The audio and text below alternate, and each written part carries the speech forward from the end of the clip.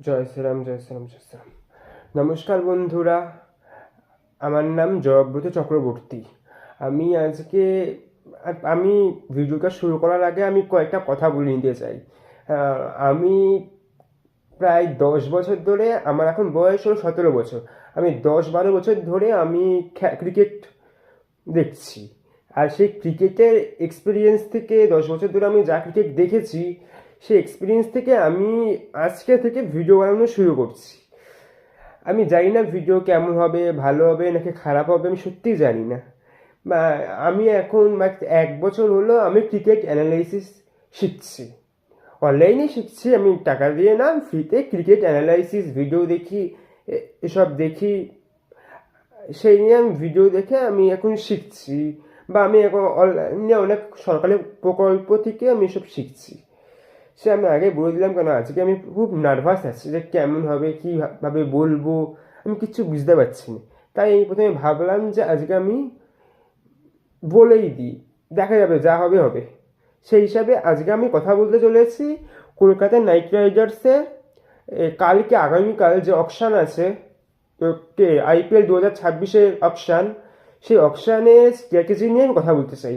আমার মনে হয় এটা অনেক চ্যানেলেই ভিডিও দিয়ে দিয়েছে, আর অকশান স্ট্র্যাটেজি হয়তো সেমই হবে। কারণ এইটা তো মিনি অকশান, তাই মিনি অকশান হিসেবে বেটার অপশান থাকবে না। তাই যেহেতু মিনি অকশান, তাই এখানে বেটার অপশান ওদেরকে অকশান স্ট্র্যাটেজিক্যাল সেমই হবে। বাট আমি যেটুকু জানি আমি সেটুকু নিয়ে কথা বলতে, আমার যেটুকু অবজার্ভ করেছি আমি সেইটুকু নিয়ে কথা বলতে চাই। প্রথমে আমি দেখিয়ে দিতে চাই কলকাতা নাইট রাইডার্স কটা প্লেয়ারকে ধরে রেখেছে, তার নামগুলো বলে দিই। কলকাতা প্রথম ধরে রেখেছে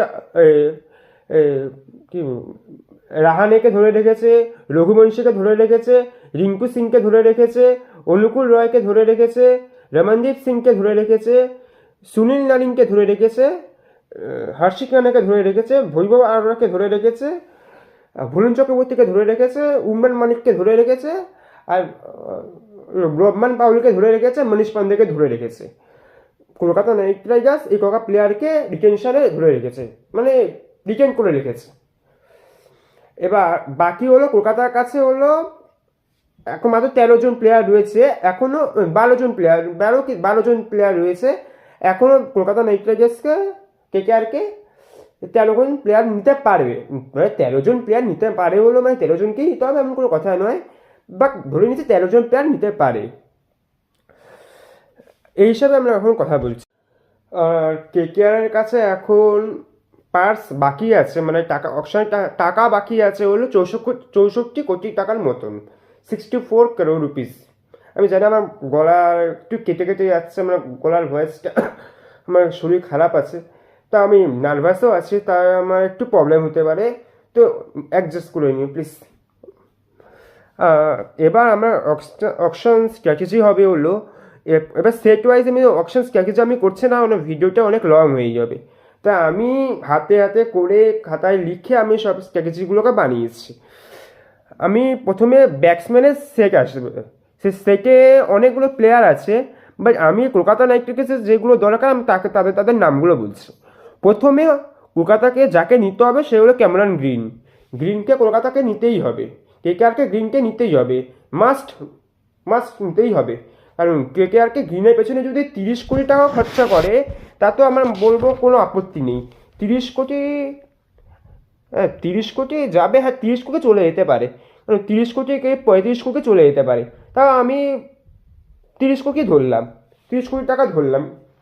বা কলকাতা যদি গ্রিনকে নিতে গিয়ে 30 কোটি টাকা খরচা করে ফেলে, তাহলে 30 কোটি থেকে 64 করতে পারেন, তাহলে মানে 34 কোটি টাকা বাকি থাকবে। সে 34 কোটি টাকা যদি বাকি থাকে, বা তারপরে এবার কলকাতা নাইট রাইডার্সকে দেখতে হবে যে সরফরাজ খান আর পৃথ্বী শাহকে কত টাকা দামে বিক্রি হচ্ছে, অকশানে কত টাকা দামে চলে যাচ্ছে। সরফরাজ বা পৃথ্বী যদি 1 কোটি টাকার মধ্যে চলে আসে, তো সব থেকে ভালো হবে। সরফরাজ আর পৃথ্বী শাহ যদি 1 কোটি টাকার মধ্যে চলে আসে, তাহলে কেকেআরের জন্য অনেক লাভ হবে। যদি না আসে তো আলাদা ব্যাপার, তা ছেড়ে দাও। কারণ এখন প্রথমেই সব টাকা খরচা করে ফেললে কেকেআরে সরফরাজ আর পৃথ্বী শাহকে লাগবে না। টিমটা যদি 1 কোটি টাকার মধ্যে পেয়ে যায়, 1-2 কোটি টাকার মধ্যে, তা আমি মনে নেয় নিয়ে নেওয়া ভালো। আমি ধরে নিলাম কলকাতা সরফরাজ খানকে নিয়ে নিল, বা পৃথ্বী শাহকে নিয়ে নিল 1 কোটি টাকার মধ্যে, তা কেকেআরের কাছে বাকি থাকবে হলো 33 কোটি টাকা। এবার সেই 33 কোটি টাকার পরে কলকাতা যাকে টার্গেট করতে পারে সেটা হলো অলরাউন্ডারের লিস্টে অপেক্ষা করবে।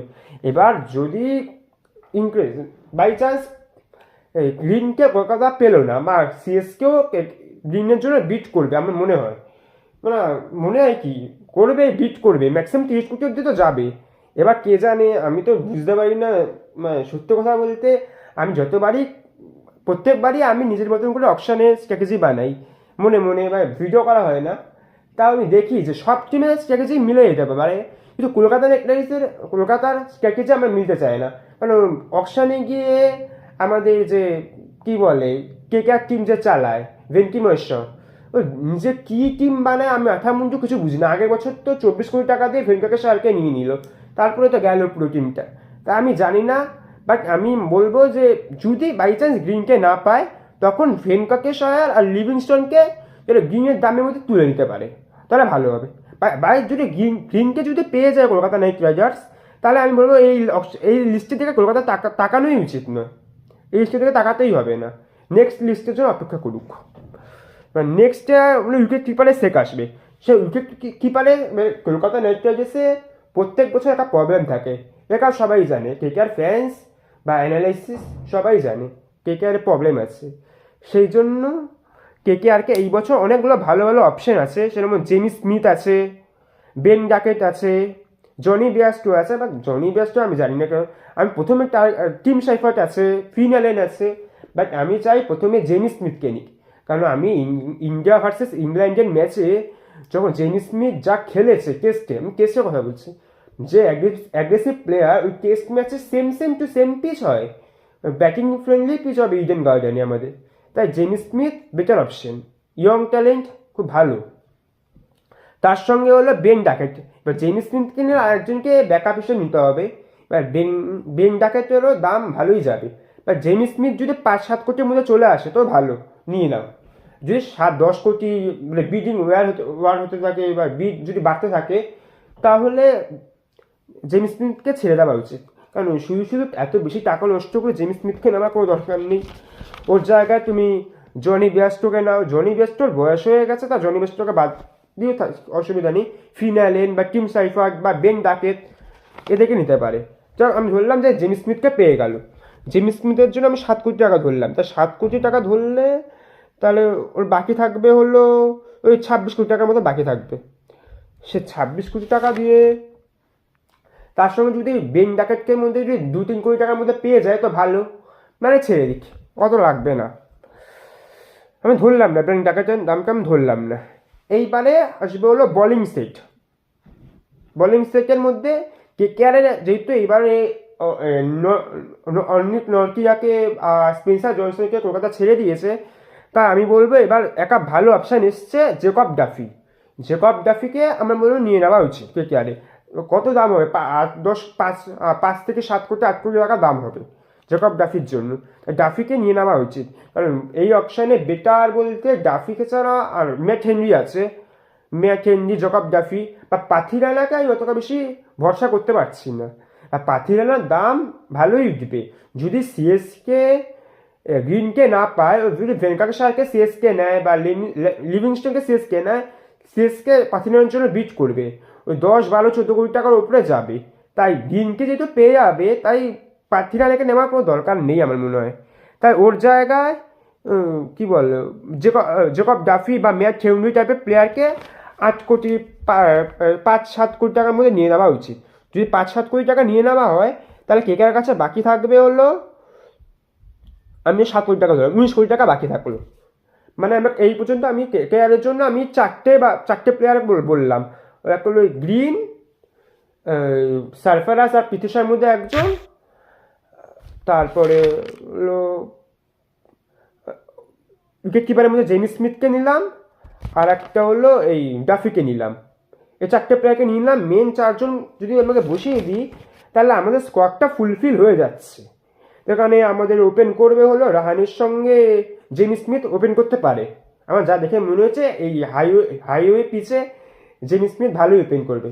তাই জেমি স্মিথ, রাহানে, রঘুবংশী, 4 খেলবে হলো ক্যামেরন গ্রিন, 5 রিঙ্কু, 6 অনুকূল রয়, দারুণ খেলছে। স্মার্ট, সৈয়দ মুশতাক আলী ট্রফিতে অনুকূল রয় দারুণ খেলছে। 7 রমনদীপ সিং, 8 সুনীল নারিন, 9 হর্ষিত রানা, 10 জগব জাফরি, 11 বরুণ চক্রবর্তী, ইম্প্যাক্ট প্লেয়ারে ভৈভব আলোরা আর উমরান মালিকের মধ্যে একজন খেললে টিমটা অলমোস্ট হয়ে যাচ্ছে। এবার ব্যাকআপ বা টিমটা আর একটু চেঞ্জ করতে গেলে এখন যেহেতু কলকাতার কাছে 18-19-20 কোটি টাকার মতন বাকি থাকবে, সেই হিসাবে আমি আরও টিমটা পেয়েছি। এরপরে আনক্যাপড ব্যাটসম্যানদের সেট আসবে। এই আনক্যাপড ব্যাটসম্যানদের সেটের মধ্যে এবার কে আর যাকে তুলতে পারে, যদি পৃথ্বী শাহ বা সারফরাজকে তুলে নেয় তাহলে আমি মনে হয় তুলতে হবে না। এই আনমোলপ্রীত সিং বলে একটা প্লেয়ার আছে আনক্যাপড, ভালো খেলে। আমি যখন ম্যাচগুলো দেখছিলাম, সব প্রকার ম্যাচ তো টেলিকাস্ট হয় না, যে প্রকার ম্যাচ ও দেখেছি বেশ ভালো খেলে ছেলেটা। তাই আমি আনমোলপ্রীত সিংকে বলবো বেস্ট প্রাইসে যদি পেয়ে যায় বা 1 কোটি টাকার মধ্যে, 1 কোটি দরকার নেই, বেস্ট প্রাইসে যদি পেয়ে যায় তখন নিয়ে নাও, তাহলে ছেড়ে দাও। এই তাহলে সারফরাজকে যদি পেয়ে যায় তাহলে নেওয়ার কোনো দরকারই নেই। এবার তারপরে সেটটা মধ্যে আপনার দেখারই দরকার নেই, সেটটা ছেড়ে দিক। তারপরে ম্যাচটা আসবে অলরাউন্ডারের সেট। এই অলরাউন্ডারের সেটের মধ্যে যাকে নিতেই হবে সেটা নিয়ে নেওয়া খুবই ভালো আমার মতে, সেগুলো আকিব নবী, জম্মু কাশ্মীরের প্লেয়ার আকিব নবীর যতক্ষণ আমি রঞ্জি ট্রফি দেখেছি, রঞ্জি ট্রফি, তার সঙ্গে হলো সৈয়দ মুশতাক আলী ট্রফি, সেখানে দেখেছি আকিব নবী আমার দেখা মনে একটা ম্যাচে আকিব নবী খুব বাজে বল করেছে, তারপরে বাকি সবকটা ম্যাচে ভালো বল করেছে। ইকোনমিও খুব ভালো ছিল, মানে 7 ইকোনমি, 2-3টে উইকেট নিচ্ছে প্রত্যেক ম্যাচে। তা আকিব নবীকে রাখা উচিত। আকিব নবীর দাম ভালোই উঠবে আমার মনে হচ্ছে। আকিব নবী কম দামে যাবে না, ও ধরে রাখো যে ধরলাম 5-6 কোটি টাকার মধ্যে আকিব নবীকে যদি পেয়ে যায়, 6 কোটি, দাম উঠবে, ভেবে না কম দামে পেয়ে যাবে, আকিব নবীর দাম উঠবে। যদি আকিব নবী না পায় তাহলে সনবীর সিং বলে একটা প্লেয়ার আছে, সনবীর সিং, সে হলো খুব ভালো বলার। সনবীর সিং মনে হয় বাহাতি বলার, মনে হয় সনবীর সিং একটা প্লেয়ার আছে, ওকে নিতে পারে। বাট আমি বলবো আকিব নবীকে ট্রাই করা উচিত। 6-7 কোটি টাকার মধ্যে আকিব নবীকে ট্রাই করা উচিত। ট্রাই কি নিয়ে নিলে তো ভালো, 6-7 কোটি টাকার মধ্যে নিয়ে নাও বাস। তাহলে আমাদের ভৈভব আলোরা আগের বছর কখন ভালো ফর্মে থাকে না, সেটা তো ফর্ম তো ম্যাটার করে একটা বলারের জন্য। আর উমরান মালিককেও আমি ওপেন নতুন বলে বল করতে দেখতে পারবো না। তাই আমি আকিব নবী 3 ফেসেই বল করতে পারে, পাওয়ার প্লেতে বল করতে পারে, গেটো বলে বল করতে পারে, আবার মিডিল ফেসেও বল করতে পারে। তাই আকিব নবীকে আমি 6 কোটি টাকা ধরে নিলাম। তাহলে কেকের কাছে এখন বাকি থাকবে হলো 13 কোটি টাকার মতন বাকি থাকবে। এবার 13 কোটি টাকার মধ্যে এবার কেকেআরকে এবার এই সেটটা ছেড়ে দিতে হবে, সনবীর সিংকে নিতে হবে যে আকিব নবীকে পেয়েছে। যদি আকিব নবীকে না পায় তাহলে সনবীর সিংকে নিয়ে নিক, ওই 2-3 কোটি টাকার মধ্যে নিয়ে নিক। এবার সেকেন্ড উইকেট কিপারের সেট আনক্যাপড। এই আনক্যাপড উইকেট কিপারের সেটে তোমাকে খুব ইন্টারেস্টিং নাম আছে, মানে এত বছরে আনক্যাপড উইকেট কিপার মানে ভালো উঠতোই না। যেখানে আগে দেখতাম ভালো প্লেয়ার সবাই, বা অত ট্যালেন্ট ভালো ছিল না, যে আমার মনে হয় যে একে দেখে বা এসে মেরে খেলতে পারবে, ওকে আমার মনে হতো না এতদিন। আমি প্রত্যেক বছরই স্মার্ট, রঞ্জি ট্রফি বা বিজয় হাজারা ট্রফি সব দেখি, তা আমার মনে হতো না। কিন্তু এই বছর অনেক ভালো ভালো নাম আছে, সে মধ্যে আমি কয়েকটা নাম বলছি। সেটা হচ্ছে মুকুল চৌধুরী, তারপরে তেজস্বী সিং বলে একটা প্লেয়ার আছে, তারপরে তুষার রাহেজা ওপেনার, মুকুল চৌধুরী হলো ফিনিশার মিডল অর্ডারে ব্যাটিং করে, তারপরে তেজস্বী সিং ধাইয়া এই প্লেয়ারটা, আর কার্তিক শর্মার দাম মনে হয় ভালোই উঠবে, মানে 6-7 কোটি টাকা ধরে রাখো, কারণ 19-20 বছর বয়স, বেশ ভালো খেলে। এবার রাজস্থানের হয়ে খেলছে, ডোমেস্টিক রাজস্থানের হয়ে খেলছে, রাজস্থান ওকে রেস্ট দিয়েছে মনে হয়, তাই ওকে সব ম্যাচ খেলাচ্ছে না। তাই এই কার্তিক শর্মার দামটা বেশ ভালোই উঠতে পারে। তাই কার্তিক শর্মার দাম যদি 5 কোটি টাকার মতন ওঠে তাহলে মনে হয় কার্তিক শর্মাকে নিয়ে নেওয়া উচিত আমার মনে হয়, 5 কোটি টাকার মধ্যে উঠলে। যদি 5 কোটি টাকার মধ্যে না পায় বা 5-6 কোটি টাকার মধ্যে, তাহলে আমি বলবো কার্তিক শর্মাকে ছেড়ে দাও, কার্তিক শর্মাকে নিতে হবে না। তার কার্তিক শর্মাকে বাদ দিয়ে আরও আছে যে মুকুল চৌধুরী বা তেজস্বী সিং বা তুষার রাহেজা, এরকম প্লেয়ার নিয়ে নিতে পারে। তারপরেও আরেকটা আনক্যাপড সেট আসবে, সেখানে একটা প্লেয়ার আছে উইকেট কিপার ব্যাটসম্যান শালিল আরোরা। এই শালিল আরোরাকে কেন জানি না এই সেটে রাখা হয়নি, আমি বুঝতে পারলাম না। তো শালিল আরোরা অনেক ভালো খেলছে, এখানে অনেক অনেক প্লেয়ার আছে, মুকুল চৌধুরী বা তেজস্বী ধাইয়া, তুষার রাহেজা, এর থেকে শালিল আরোরা অনেক বেটার খেলছে। তা আমি যদি বলি কার্তিক শর্মাকে যদি 5 কোটি টাকার মধ্যে না পায় তাহলে কার্তিক শর্মাকে ছেড়ে দিক, আর যদি পেয়ে যায় তাহলে নিয়ে নিক। তা আমি কার্তিক শর্মাকে ধরেই রাখছি 5 কোটি টাকা। তা 5 কোটি টাকা হলে তাহলে বাকি থাকবে হলো 8 কোটি টাকা। 8 কোটি টাকা, আর তার মধ্যে যদি শালির আলোরা যদি, যেহেতু অনেক পরে আসছে, তাহলে শালির আলোরা যদি 1 কোটি টাকার মধ্যে চলে আসে, তাহলে 1 কোটি 2 কোটি টাকার মধ্যে যদি আর একটা উইকেট পেয়ে যায়, তাহলে আমি ধরো 2 কোটি টাকা ধরে রাখলাম, বা তেজস্বী সিং বা তুষার রাহেজার মধ্যে বা শালির আলোরা মুকুল চৌধুরীর মধ্যে একটা প্লেয়ার নিয়ে নেয় উইকেট কিপার আনক্যাপ্ট, তাহলে 2 কোটি টাকা ধরলাম, তাহলে থাকলো হলো আমার কাছে হলো ওই 6 কোটি টাকার মতো। 6 কোটি টাকা বেঁচে রইল। এতক্ষণ আমি মোটামুটি 7টা প্লেয়ার নিয়ে নিয়েছি। 7টা প্লেয়ার নেওয়াতে আমার 12 আর 7 হলো 19টা প্লেয়ার হয়ে গেছে। এইবার হলো আমাদের নেক্সট যে কাজটা করতে হবে, সেখানে হলো স্পিনারে একটা সেট আসবে। সেই স্পিনারের সেটে আমার শিবম শুক্লা বলে একটা প্লেয়ার আছে, লাস্ট ইয়ার কলকাতা নাইট রাইডার্সে ছিল। এই শিবম শুক্লাকে কলকাতা নিয়ে নেওয়া উচিত, কারণ ভুবন চক্রবর্তী রিপ্লেসমেন্ট, ভালো মিস্ট্রি স্পিনার, আমি স্ম্যাটে উত্তরপ্রদেশের হয়ে খেলছে, ভালো খেলছে, মানে ইকোনমি রেট খুব ভালো, উইকেট পাচ্ছে, মানে 4 ওভারে 20 রান দিয়ে একটা কি 2 উইকেট নিচ্ছে, এরকম ভালো বল করছে। আর শিবম শুক্লা যদি 1 কোটি টাকার মধ্যে চলে আসে তাহলে ভালো হবে। শিবম শুক্লা যদি 1 কোটি টাকার মধ্যে চলে আসে, কি প্রবলেম হলো?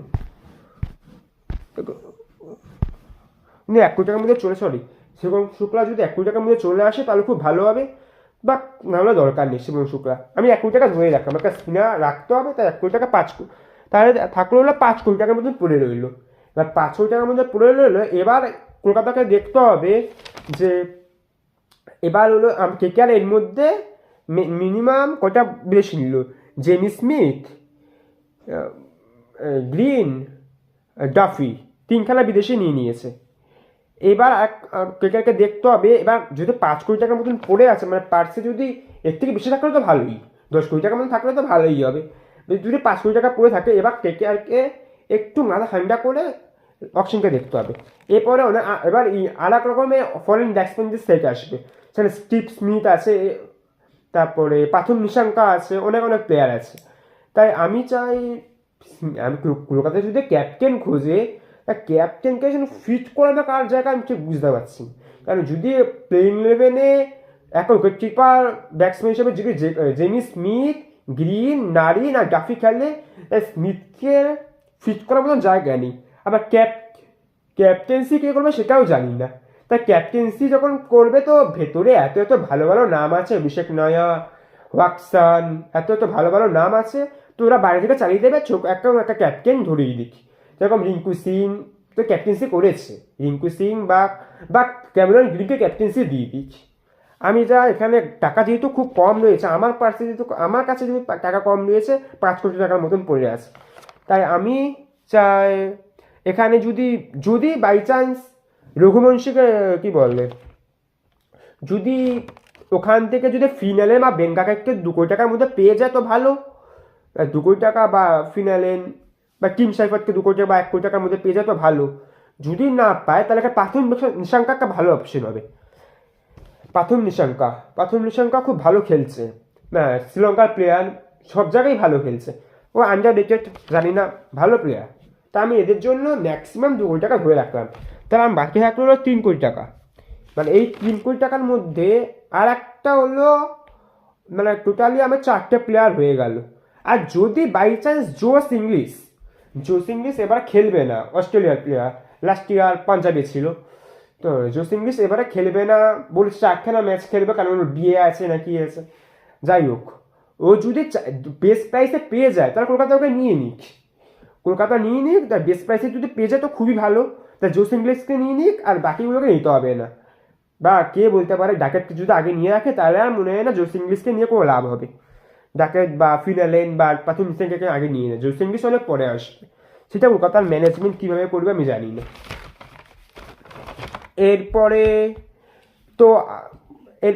আমি বলবো ওই আনক্যাপ অলরাউন্ডারের মধ্যে যদি নারিনের রিপ্লেসমেন্ট নিতে হয় তাহলে বেসওয়েলকে নিতে হবে। এবার বেসওয়েলের বেস্ট প্রাইস কত আমি জানি না, 1 কোটি কি 2 কোটি। আমার বেস্ট বোলারকে যদি না পাই নারিনের ব্যাকআপ হিসাবে, তাহলে আমার মনে হয় রিশাদ হোসেন খুব ভালো অপশন হতে পারে। রিশাদ হোসেন বাংলাদেশে, কারণ হচ্ছে 4-6 মারতে পারে, বলিংটাই নি কেমন, বাংলাদেশে রিশাদ হোসেন খুব ভালো অপশন বলতে পারে। আর আমি চাই একটা ভালো বোলার নিয়ে নিক, যেহেতু ডাফির পরে একটা ভালো ফরেন বোলার নেই, তা আমি বলবো লুঙ্গি এনগিডি বা মুস্তাফিজুর রহমানের মধ্যে একটা প্লেয়ারকে নিয়ে নিক। লুঙ্গি এনগিডি বা মুস্তাফিজুর রহমানের মতন একটা প্লেয়ার, মুস্তাফিজ কিন্তু ভালো বল করে, এরকম IL T20 বা ন্যাশনাল টিমের হয়ে বা যেখানে ওয়ার্ল্ড কাপের মঞ্চে মুস্তাফিজ খুব ভালো বল করে। তা মুস্তাফিজের ভ্যালু যেমন 2 কোটি টাকা, তাই মুস্তাফিজকে যদি নিয়ে নেয় তো কোনো অবাক হবো না। তা মুস্তাফিজের ভ্যালু যদি 2 কোটি টাকা হয়ে যায়, তাহলে থাকলো 1 কোটি টাকা।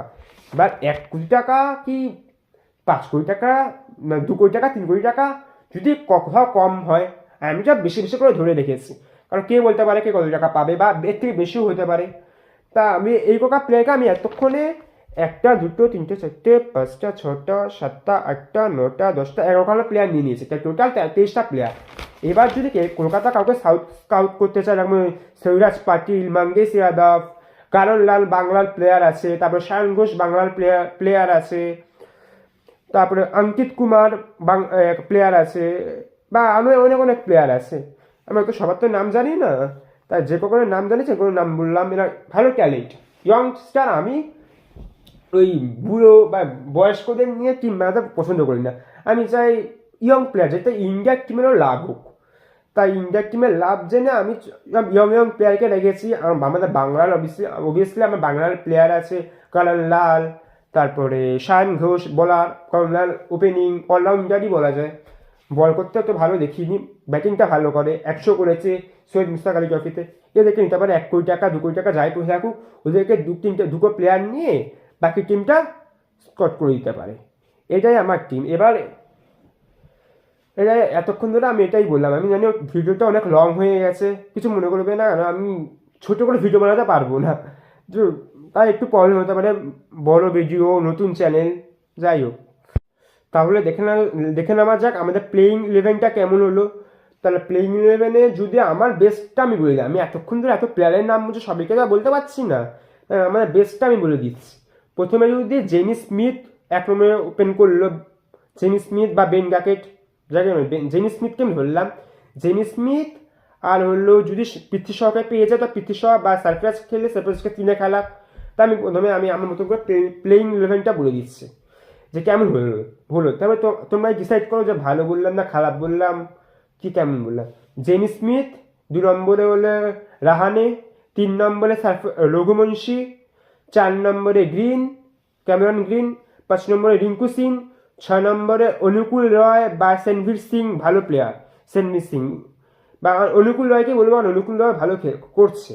7 নম্বরে আমি চাই রমনদীপ সিংয়ের জায়গায় এই কার্তিক শর্মা বা আর কি বলে শালিল আরোরা বা মুকুল চৌধুরী, এসব প্লেয়ারগুলো খেলবে। মানে রমনদীপ সিং কেমন খেলবে না খেলবে আমি জানি না, তাই আমি কার্তিক শর্মাকে ধরে রাখলাম, কার্তিক শর্মা।